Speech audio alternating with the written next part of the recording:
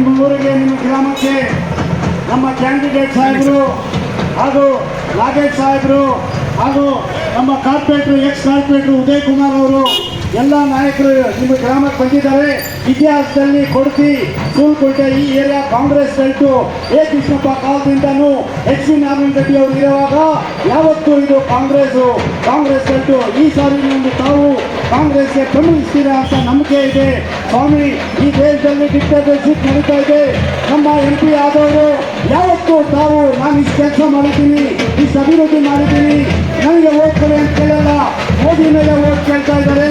ನಾವು ಅದಕ್ಕೆ ಮನ್ಸೂರ್ ಅಲಿ ಖಾನ್ ಅವರು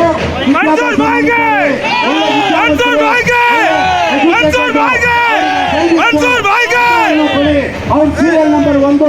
ಈ ದೇಶದಲ್ಲಿ ಏನಾನ ಮಾಡಿದ್ರೆ, ಈ ದೇಶವನ್ನು ಕಟ್ಟಿದ್ರೆ, ಕಾನ್ಸ್ಟಿಟ್ಯೂಷನ್ ಅನ್ನು ಸೇವ್ ಮಾಡಬೇಕಂದ್ರೆ, ಡೆಮಾಕ್ರಸಿ ಮತ್ತು ಪ್ರಜಾಪ್ರಭುತ್ವದಲ್ಲಿ ನಾವು ಉಳ್ಕೊಳ್ಳಬೇಕಂದ್ರೆ ಸ್ವಾಮಿ ಈ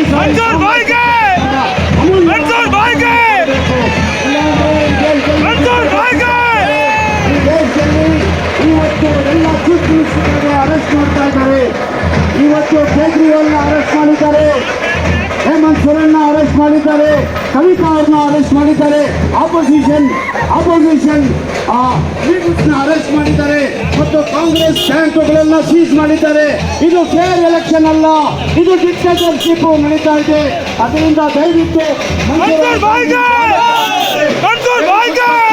ಹೆಲ್ಪಿಂಗ್ ನೇಚರ್ ಇದೆ, ವಿದ್ಯಾಭ್ಯಾಸ ಇದೆ ಮತ್ತು ಈ ಗ್ರಾಮದ ಮಾಜಿ ತಾಲೂಕು ಪಂಚಾಯತಿ ಸದಸ್ಯರು ನಮ್ಮ ನಾಯಕರಾದ ನಾಳೆ ಬ್ಲಾಕ್ ಅಧ್ಯಕ್ಷರಾದ ಶ್ರೀನಿವಾಸ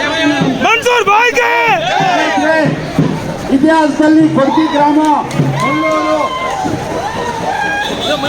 ಇದು ಯಾವತ್ತೂ ಬಾಬು ಚೇರ್ಮನ್ ಅವರು ಈ ಮೇಲೆ ಬರಬೇಕು ಅಂತ ನಾನು ಕೇಳ್ಕೊಳ್ತಾ ಇದ್ದೀನಿ.